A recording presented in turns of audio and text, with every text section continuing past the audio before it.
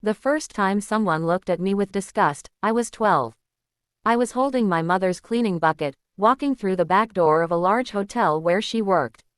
I remember the sharp smell of bleach, the way the mop water sloshed over the edge, and most of all, the look on the receptionist's face.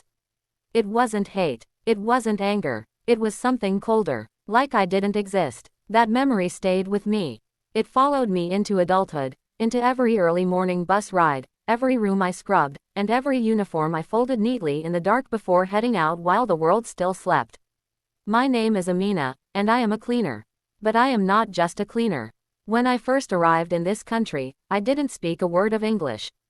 I could barely ask for directions. I had dreams, yes, many, but no map. I had only my hands, my willingness to work, and the quiet hope that one day, I could speak clearly enough to be seen, truly seen. I worked in office buildings, schools, and hospitals. Sometimes I cleaned up after parties I was never invited to. Other times, I scrubbed toilets used by doctors who never learned my name. I was invisible, except when someone wanted something fixed, mopped, or wiped away. But every day after my shift ended, I stayed behind. Not to clean, but to learn. I started collecting old newspapers and free leaflets. I circled unfamiliar words. On my way home, I listened to English podcasts, slow ones meant for children. I'd repeat sentences out loud on the bus, whispering into the window. People thought I was strange. I didn't care. I was building something, inside myself. One night, after my shift at a community college, I stayed late to return a misplaced ID badge to a staff room. There, I met Helen, an elderly language teacher with kind eyes and a cup of peppermint tea always in hand. "You're not a student, are you?" she asked, eyeing my uniform. "No," I said shyly, "I am a cleaner." She smiled. "Do you want to learn English properly?" I nodded so fast I nearly dropped the ID badge. And so, every Wednesday evening, we met.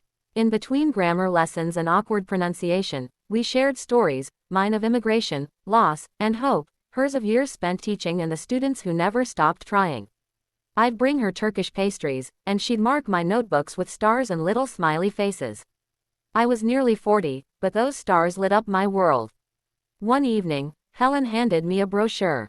"They're looking for part-time teaching assistants," she said. "For ESL students, English as a second language. I think you should apply." I laughed. "But I'm a cleaner. Who would listen to me?" "You listen," she said, gently tapping my heart.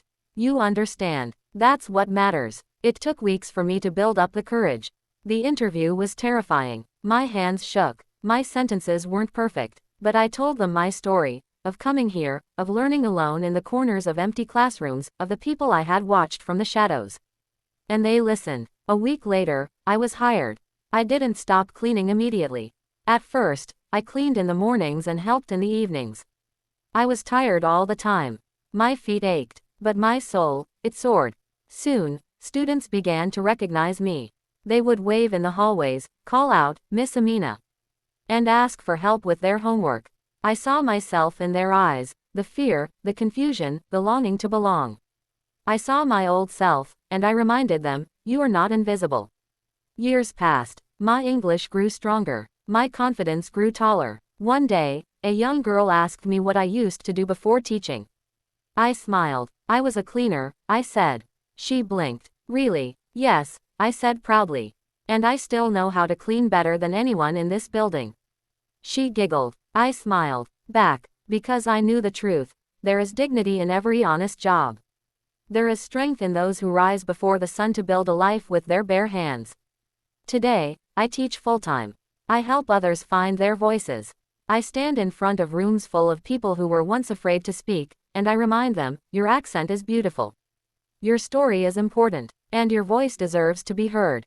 I still wear my old uniform sometimes. I keep it in my closet like a memory. It reminds me where I began, how far I've come, and how many others are still walking the same path. So if you are listening to this story right now, maybe trying to improve your English, maybe doubting yourself, let me tell you something from the heart. You are not alone. Every word you learn is a step forward. Every mistake is proof that you are trying. And every dream is possible, no matter where you start. I am Amina. I am a cleaner. I am a teacher. And I am proud. End with soft music fading in. Final message on screen. Believe in your voice. Keep learning. Keep going. You are not invisible. Let me know if you'd like a script version, subtitles, or to adjust this for a specific English level or audience type.